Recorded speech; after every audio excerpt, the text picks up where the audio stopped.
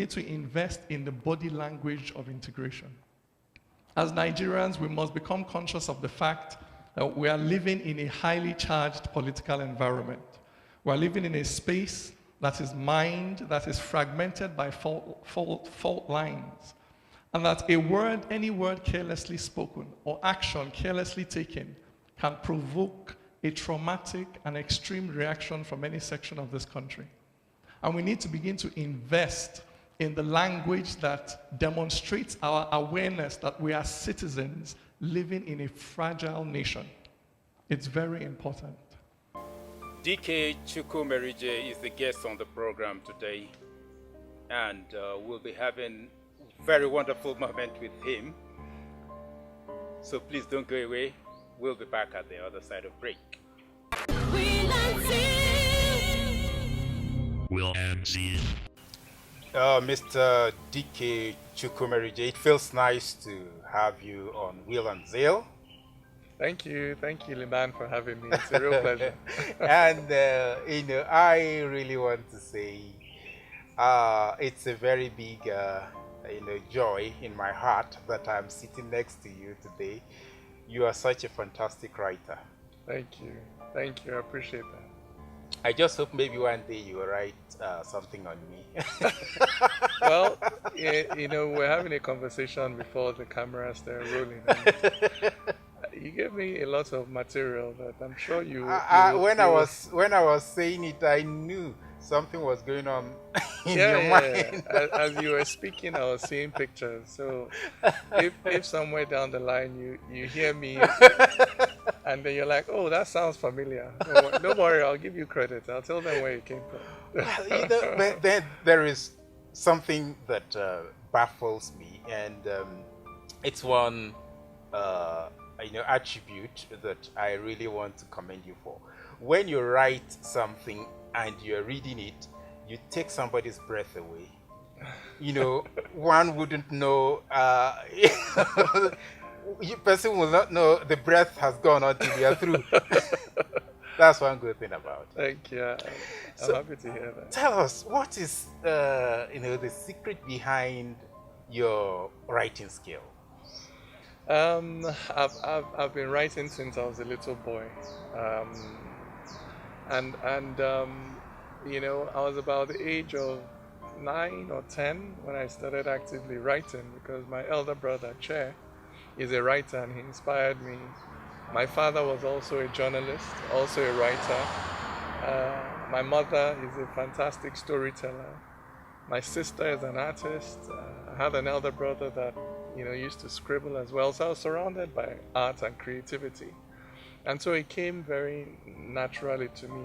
And because I've been writing for so long, it takes a while sometimes for you to find your voice, just find the best way of doing something.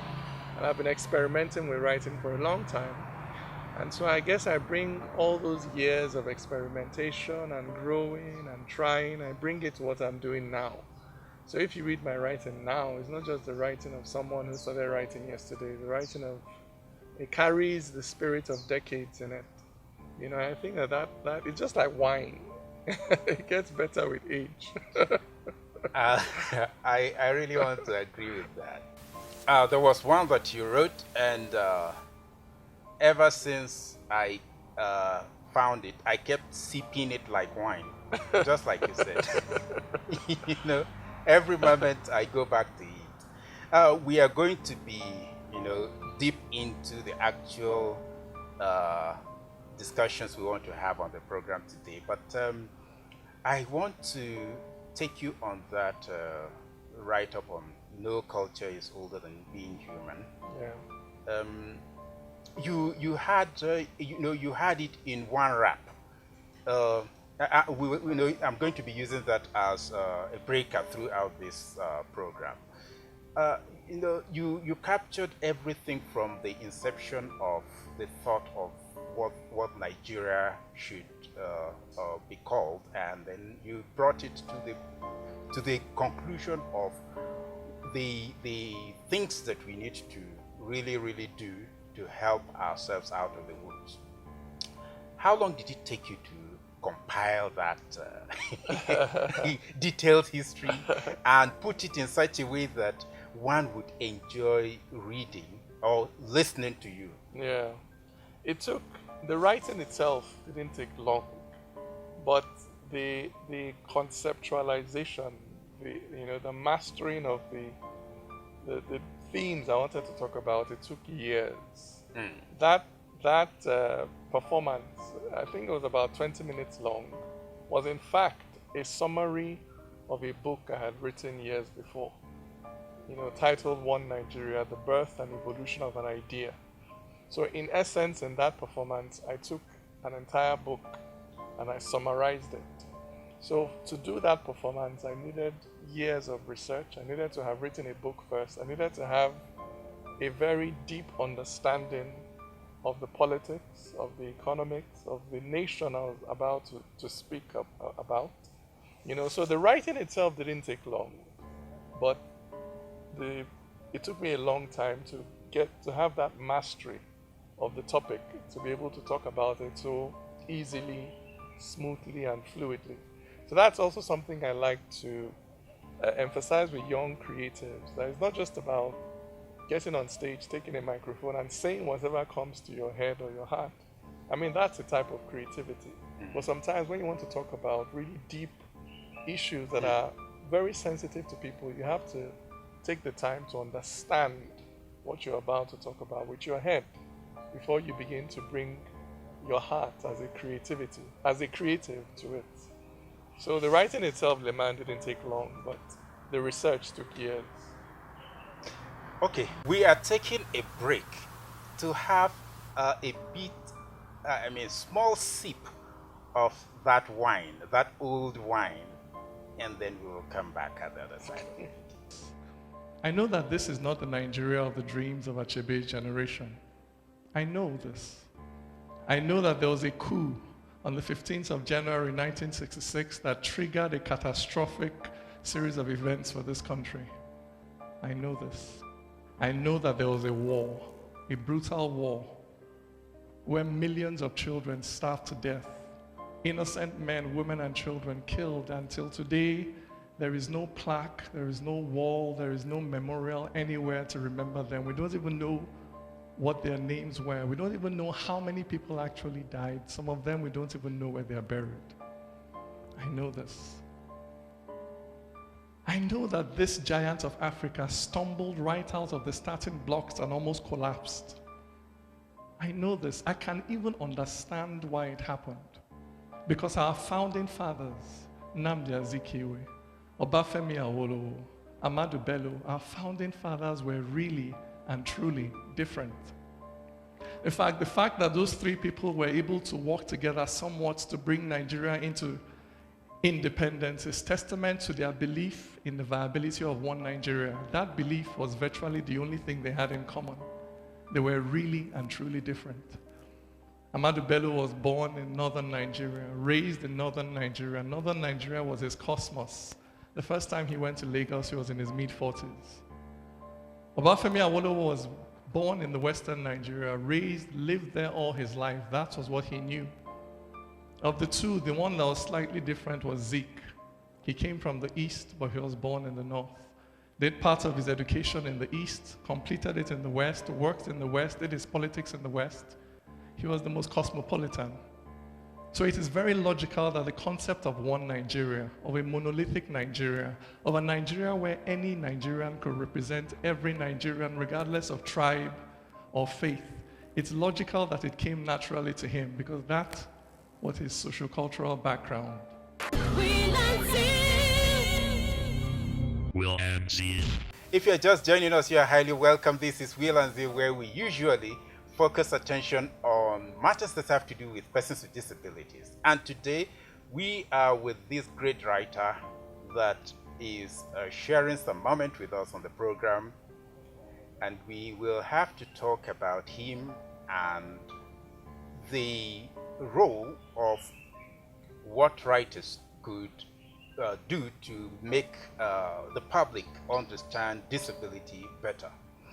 DK, when I told you about this interview, You said to me, you have not really done much in the aspect of writing regarding persons or disability situation.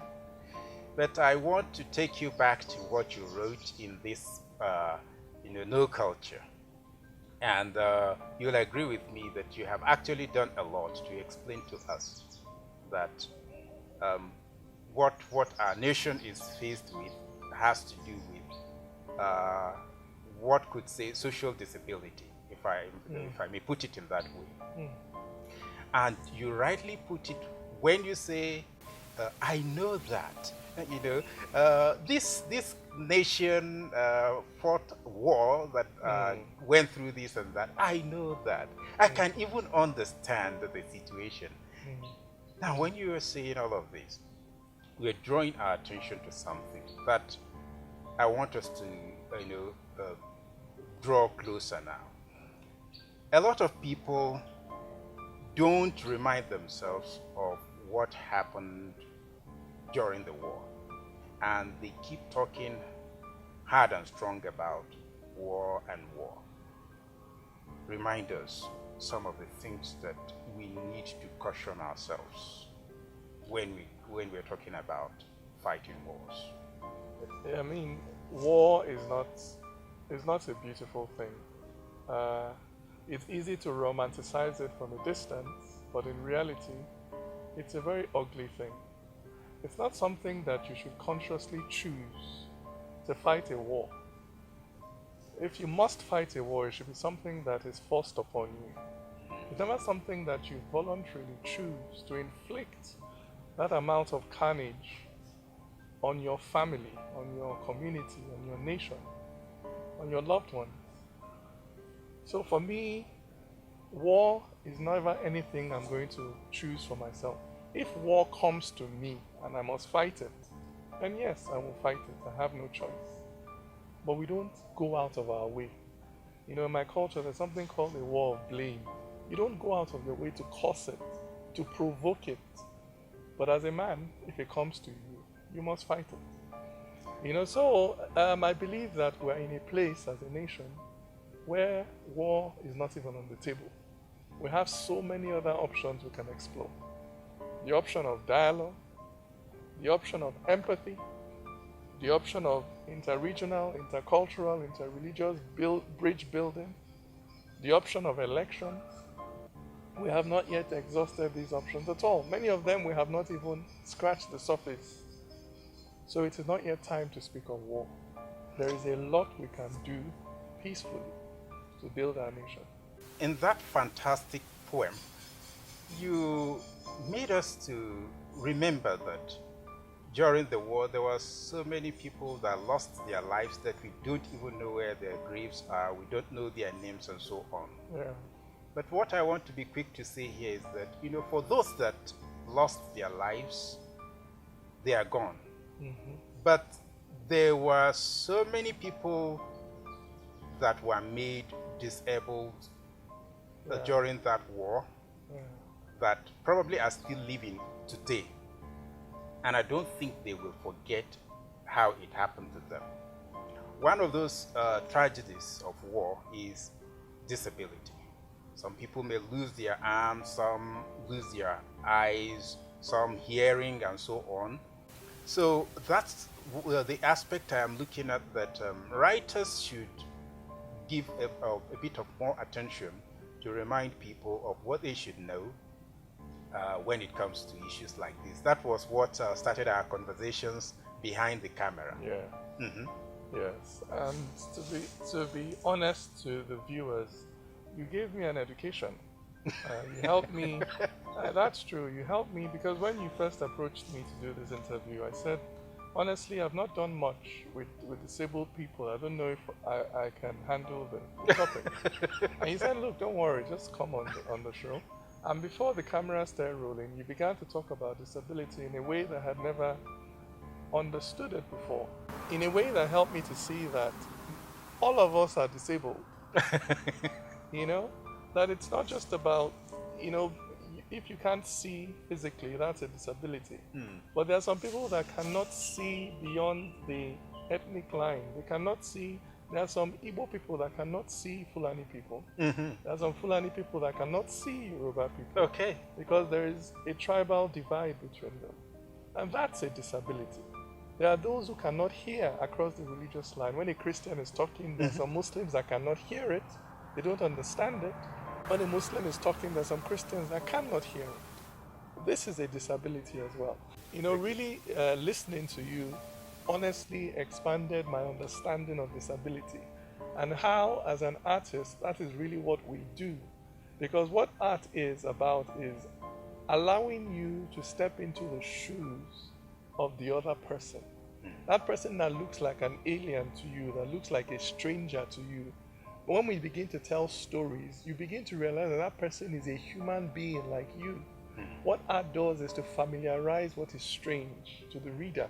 So we take you into the experience of that person on the other side of whatever divide it is, whether it's an ethnic divide or a religious divide or a class divide. We put you in their circumstances so that you begin to empathize.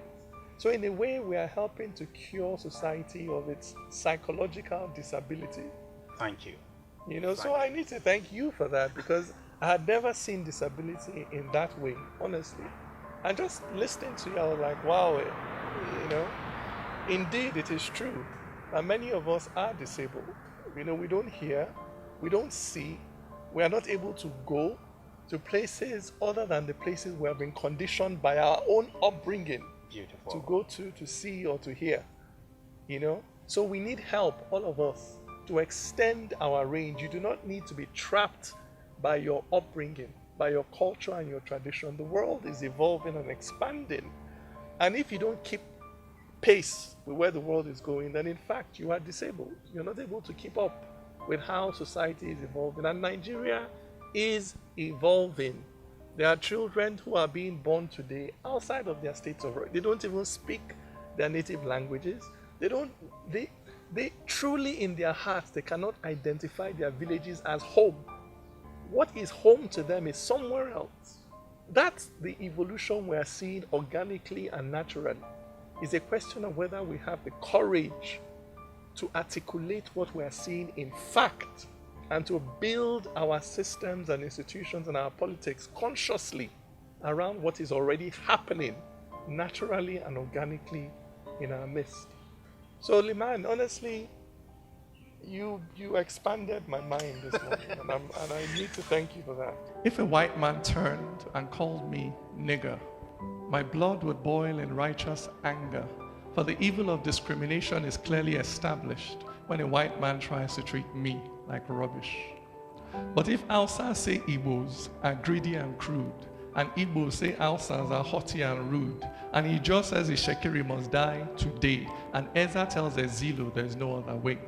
If Yorubas declare it is Awo or nothing, and we use federal character to share everything, so before you can even smile and tell me welcome, you must first ask me where my father is from.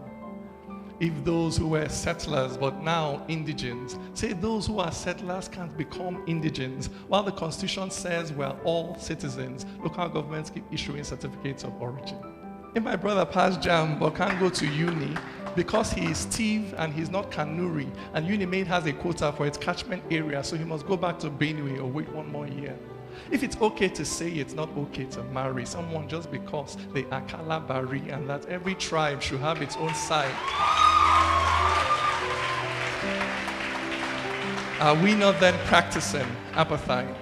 If you cannot buy land unless you're a native, and cannot find work unless you're a native, and cannot feel safe unless you're a native, how can we then say we're not primitive? Yet, you go to London and get their passport, then settle wherever, however you want. You stand there and fight for equality, but come back and start to use ethnicity.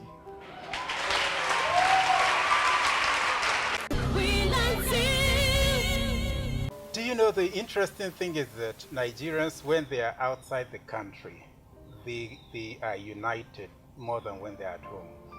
I have heard stories of people in France that say that they go to the Hausaman's house, as Igbos or Yorubas. They go there, they feast in their house, they share things in common.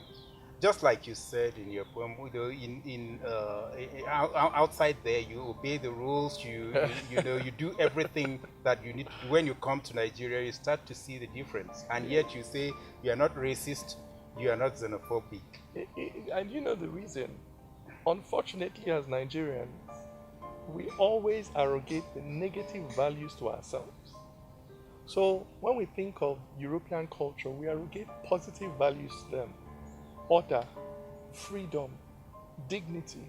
These things are, if you come to Nigeria now and you come somewhere on time, they'll say you're behaving like Oyibo. Mm-hmm. Do you understand? Mm-hmm. But then if you come and you scatter everything, they'll say, yes, this is Nigeria. So we take ownership of what is negative and we make foreign everything that is positive. But it is not true. Freedom is a universal value. Dignity is a universal value. Law and order is a universal value. We also have traditions of these things here in Nigeria. There was a time in this country where you could leave your car, you won't even lock it, and nobody would take anything from it. Corruption, this corruption we're seeing everywhere, this is not how we've always been. Corruption there's a time it began in Nigeria. There was a time before corruption in Nigeria. There was a time when civil servants retired and they've not even built their own houses. We simply need to put our attention on everybody carries light and darkness in them. As Nigerians, we need to focus on the light within us. If right from the start I had introduced my guest as one suffering from a certain disability that needs orientation, I would have created a lot of arguments out there. For those of you that know him personally, we don't know him with any form of disability, but then you can now understand it better, that we all have one form of it or another. Even as a disabled person or person with disability, it is not that physical sense that you lack that is truly your disability. It's the amount of understanding you have of the life you're living that matters. So, DK, I really want to thank you very much for the much you have given us to chew. Thank you, Liman, and thank you for what you gave me this morning. A lot to think about. Well, and I hope to see more of these write-ups that you do to further educate people that there is a lot more to know than what we think we know already. Thank you for the encouragement, and let me also say I'm really, really encouraged by what you're doing. And honestly, but you've made me see things I didn't see before. And you have also left me with a desire to do more. Not just in the larger context of the disability, the way we spoke about it today, but also with people that are physically disabled. To do more as a writer. Thank you so much once again, and I wish you the very best of this year. I wish you the same. Happy 2022. So what else do we have to say? You have heard it all. Nigeria can be a lot better if we only understand that there is orientation that is highly needed to make us understand that whether you are physically challenged or not, there is that aspect of you that has to grow. There is that much you need to understand to make this country what we really want it to be. And if that is not done by the contribution of each and every one of us, we will remain where we are. So that's the more reason I am involving people in different skills. Apart from writers, I will be talking with movie makers and other skills, so that we will get to know that we can use these platforms to further educate ourselves on what is necessary for our country to grow. Thank you very much for the much time you've taken to watch the program. It will come another Thursday. Before then, I want to say on behalf of the entire people I've worked with, do enjoy a very wonderful moment to yourselves.